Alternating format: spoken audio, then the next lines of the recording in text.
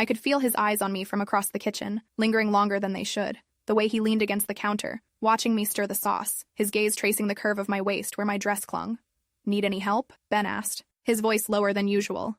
I glanced over my shoulder, catching the heat in his expression. "I think I can manage," I replied, but my breath caught when he stepped closer, close enough that I could feel the warmth radiating from his body. His hand brushed mine as he reached for the wine bottle, fingers lingering just a moment too long. The kitchen suddenly felt smaller, the air thicker. From the living room came the sound of the game, my husband Michael's voice mixing with the crowd's roar. Ben's thumb traced along my knuckles, sending a shiver up my arm. "Caroline," he whispered, and I knew we were about to cross a line we couldn't uncross. "Liked what you just heard? Hit that like button, subscribe, and tell me in the comments what caught your attention. Let's dive deeper." The dinner invitation had seemed innocent enough. Michael's brother was in town for work, staying with us for the weekend. Ben had always been the charming one, the kind of man who could make you laugh without trying, who remembered details about conversations from months ago.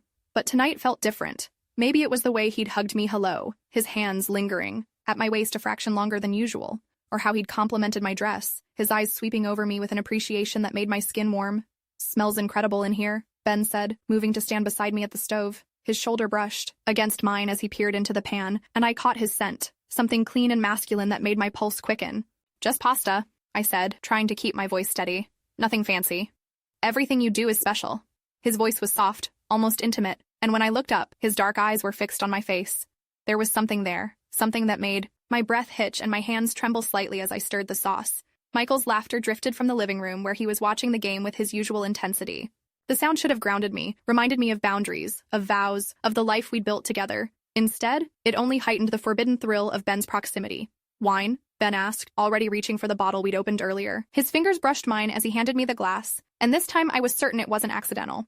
The touch sent heat spiraling through me, settling low in my stomach. "Thanks," I managed, taking a larger sip than I intended. The wine was rich, warming, adding to the flush that was already spreading across my skin. Ben moved closer, ostensibly to check on the garlic bread in the oven, but his body pressed against my back as he reached around me. I could feel his chest rise and fall, could smell that intoxicating scent that was purely him. His breath was warm against my ear when he spoke. "Caroline." My name on his lips sounded different, weighted with meaning I didn't dare interpret. Turned, intending to step away, to create distance, but found myself trapped between his body and the counter. His hands came up to rest on either side of me, not quite touching but close enough that I could feel their heat. "We shouldn't," I whispered. But even as the words left my lips, I was leaning into him, drawn by a magnetism I couldn't fight. "Tell me to stop," he said, his voice rough with want. His eyes searched my face, looking for permission, for surrender. "Tell me to walk away." But I couldn't. The words wouldn't come. Instead, I found myself reaching up, my fingers trailing, along his jaw, feeling the slight roughness of his evening stubble. His eyes fluttered closed at my touch, a soft exhale escaping his lips. "Caroline," he breathed again, and then his mouth was on mine. The kiss was electric, desperate, filled with months of unspoken tension. His lips were firm, insistent, and I melted into him, my body responding instantly to his touch. One hand tangled in my hair while the other gripped my waist, pulling me closer until there was no space between us. I could taste the wine on his tongue, could feel the barely contained passion in the way he kissed me. It was nothing like the comfortable pecks Michael and I shared, nothing like the routine intimacy of a 7-year marriage. This was raw, consuming, dangerous. His hands roamed my body with a hunger that made me gasp against his mouth. When his fingers found the zipper at the back of my dress, I didn't stop him. The fabric loosened, sliding down to pool at my waist, exposing the lace covering I'd chosen without thinking this morning. "God, you're beautiful," he murmured against my throat, his lips tracing a path along my collarbone. Every touch sent fire, racing through my veins, awakening parts of me that had been dormant for too long. I should have been thinking about Michael, about the consequences, about everything this moment could destroy. Instead, all I could focus on was the way Ben's hands felt on my skin, the way his mouth moved against mine with such desperate need. His fingers traced the edge of my silhouette, teasing, exploring, drawing soft sighs from my lips. When he lifted me onto the counter, I wrapped my legs around his waist instinctively, pulling him closer, needing more of this intoxicating connection. "We have to be quiet," I whispered, glancing toward the living room where the game still played, where my husband still sat, oblivious to what was happening just feet away. Ben's smile was wicked, promising. "Then you'll have to be very, very good." His hands moved with purpose, finding every sensitive spot, every place that made me arch against him. The risk of discovery only heightened the sensation, made every touch more electric, every kiss more desperate. I bit my lip to stifle, A moan as his mouth found that sensitive spot just below my ear, his teeth grazing my skin in a way that made my toes curl. My hands fumbled with his shirt, desperate to feel his skin against mine, to eliminate every barrier between us. When his fingers slipped beneath the delicate fabric at my hips, I gasped, my head falling back against the cabinet. The cool wood was a stark contrast to the heat building inside me, grounding me even as I felt myself spiraling into sensation. "Look at me," Ben commanded softly, his voice thick with desire. When I met his gaze, I saw my own hunger reflected there, saw the same desperate need that was consuming me. His touch was masterful, knowing exactly how to drive me to the edge while keeping me hovering there, suspended in pleasure. Every movement of his fingers sent waves of sensation through me, building towards something that threatened to shatter my control completely. The sounds from the living room seemed to fade away, leaving only the ragged breathing between us, the soft sighs and whispered encouragements that passed back and forth like secrets. When Ben's mouth captured mine again, swallowing the cry that threatened to escape, I felt myself beginning to unravel. My body tensed, every muscle coiling tight as the pressure built to an almost unbearable peak. Ben's name fell from my lips, like a prayer, and he responded by intensifying his touch, pushing me higher, further, until I shattered completely in his arms. The climax crashed over me in waves, leaving me trembling and breathless, clinging to him as my body slowly returned to earth. For a moment, we simply held each other, hearts pounding in sync, the magnitude of what we'd just done settling between us. But we weren't finished. The hunger in Ben's eyes told me he needed more, and I found myself wanting to give him everything. With shaking hands, I reached for his belt, my fingers working quickly despite their tremor. He helped me, his movements urgent but careful, mindful of our need for silence. When I finally freed him, he was already hard, ready, his breath coming, in short gasps as I wrapped my fingers around him. "Caroline," he groaned, his forehead pressed against mine as I began to move my hand in slow, deliberate strokes. The way he responded to my touch was intoxicating, making me feel powerful and desired in a way I'd almost forgotten was possible. But I wanted more than just my hands on him. I wanted all of him, wanted to feel him inside me, to complete this connection we'd started. Without breaking eye contact, I guided him closer, positioning myself at the edge of the counter.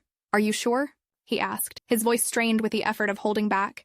Instead of answering with words, I pulled him to me, capturing his mouth in a kiss that left no doubt about my intentions. When he finally pressed into me, slow and careful despite our urgency, I had to bite down on his shoulder to keep from crying out. The sensation was overwhelming, the stretch, the fullness, the way he filled empty spaces I hadn't even realized existed. We moved together carefully at first, finding our rhythm while staying conscious of the need for silence. But as the pleasure built between us, caution began to slip away. Ben's hands gripped my hips, guiding my movements as I met his thrusts, with increasing desperation. The counter edge dug into my skin, but I barely noticed, too lost in the sensation of him moving inside me. "You feel incredible," he whispered against my ear, his voice rough with pleasure. "So perfect, so tight." His words sent fresh heat spiraling through me, making me clench around him in a way that drew a strangled groan from his throat. We were playing with fire, risking everything for these stolen moments, but I couldn't bring myself to care. The rhythm between us intensified, becoming more urgent, more desperate. I could feel another climax building, stronger than the first, threatening to tear me apart completely. Ben seemed to sense it too, his movements becoming more focused, more deliberate. "Come for me," he urged, his thumb finding that sensitive spot between us, applying just the right pressure to send me over the edge. This time, when the pleasure crashed over me, it was even more intense, leaving me gasping and shaking in his arms. The sensation triggered his own release, and I felt him pulse inside me as he buried his face in my neck, muffling his own cries against my skin. We clung to each other as the aftershocks subsided, both of us breathing hard, neither quite ready to face the reality of what we'd just done. The kitchen felt different now, charged with the memory of our passion, forever changed by these moments of forbidden pleasure. But reality couldn't be held at bay forever. From the living room came the sound of a commercial break, Michael's voice, talking to someone on the phone. The normalcy of it was jarring, a reminder of the life waiting just beyond this stolen interlude. Ben helped me down from the counter, his hands gentle now, reverent. We moved in silent synchronization, straightening our clothes, trying to erase the evidence of our encounter. But some things couldn't be hidden, the flush on my skin, the swollen fullness of my lips, the satisfied gleam in Ben's eyes. "The sauce," I said suddenly, rushing to the stove where our dinner had been simmering forgotten. Miraculously, it hadn't burned, though it had thickened considerably. "Crisis averted," Ben said with a grin that was far too knowing, far too satisfied. I was stirring the pasta when Michael appeared in the doorway, stretching and yawning. "Smells great in here. Almost ready?" "Just about," I managed, hoping my voice sounded normal. Ben was helping me with the bread. Michael's smile was warm, trusting. "Good man, thanks for taking care of my wife." The innocent words hit me like a physical blow, guilt crashing over me in waves. But when I glanced at Ben, he was looking at Michael with an expression I couldn't quite read, part guilt, part satisfaction, and something else that made my stomach tighten with a mixture of fear and anticipation. "Anytime," Ben replied, and the double meaning in his words wasn't lost on me. The rest of the evening passed in a haze of forced normalcy. We ate dinner, made conversation, laughed at Michael's stories about work. But underneath it all, I was hyper-aware of Ben's presence, of the way his eyes found mine across the table, of the secret we now shared. Every time our fingers brushed as we passed dishes, every casual touch as he helped clear the table, sent fresh heat spiraling through me. By the time Michael suggested we watch a movie, I was wound so tight I thought I might snap. I excused myself to clean up, needing a moment alone to collect myself. But Ben followed me into the kitchen, cornering me by the sink as I rinsed dishes. "Can't stop thinking about it," he whispered, his breath warm against my ear. "About you, about the way you felt." "Ben, we can't," I protested weakly, but my body was already responding to his proximity, heat pooling low in my stomach. "I know," he said, but his hands were already on my waist, pulling me back against him. "But I want you again. Now." The dishes slipped from my hands as he pressed against me, letting me feel how much he wanted me. His mouth found the sensitive spot below my ear, and I bit my lip to keep from moaning. "Michael's right there," I whispered, but even as I said it, I was arching into his touch. "Then we'll have to be very quiet," he replied, echoing his earlier words. This time was different, more urgent, more desperate. He turned me around, lifting me back onto the counter with quick, efficient movements. There was no time for extended foreplay, no time for the slow build of earlier. When he entered me again, it was with a desperation that matched my own, a need that bordered on painful in its intensity. We moved together frantically, chasing the pleasure that had consumed us both, heedless of the risk. But just as we were both approaching the edge, we heard footsteps in the hallway. Michael's voice called out, asking if we needed help with the dishes. We froze, Ben still buried inside me, both of us breathing hard. The footsteps paused, and I could picture Michael debating whether to come check on us. "We're fine," I called, out, amazed that my voice sounded steady. "Just finishing up." "Okay, the movie's starting when you're ready." The footsteps retreated, and we both let out shaky breaths. But instead of separating, Ben began to move again, slow and careful, his eyes locked on mine. "We're going to get caught," I whispered, but I was moving with him, unable to stop myself. "Not yet," he replied, his voice strained. "I need to finish this." He was right. We were both too close to stop now. With agonizing control, we found our rhythm again, silent now except for barely audible gasps and sighs. When the climax finally claimed us both, it was with a quiet intensity that left us shaking. This time, we separated quickly, fixing our clothes with practiced efficiency. By the time we joined Michael in the living room, we looked perfectly innocent, though I was certain my face was still flushed, and I could feel Ben's essence slowly sliding down my thighs. The movie played, but I couldn't focus on the screen. All I could think about was what we'd done, what we were risking, and the terrifying realization that I wanted to do it again. When the credits finally rolled, Michael yawned and announced he was heading to bed. "Early meeting tomorrow," he explained, kissing my forehead. "Don't stay up too late, you two." And then we were alone. Ben moved to sit beside me on the couch, close enough that I could feel his warmth, smell his scent still lingering on my skin. For a long moment, neither of us spoke. "Caroline," he finally said, his voice soft in the darkness. "I know," I replied, understanding what he couldn't say. This couldn't happen again. It was too risky, too dangerous. We'd already crossed lines that couldn't be uncrossed. But even as I thought it, I was already wondering when Michael would be out of the house again, when we might have another chance. The guilt was there, sharp and constant, but it was overshadowed by a hunger I'd never experienced before. Ben seemed to be thinking the same thing.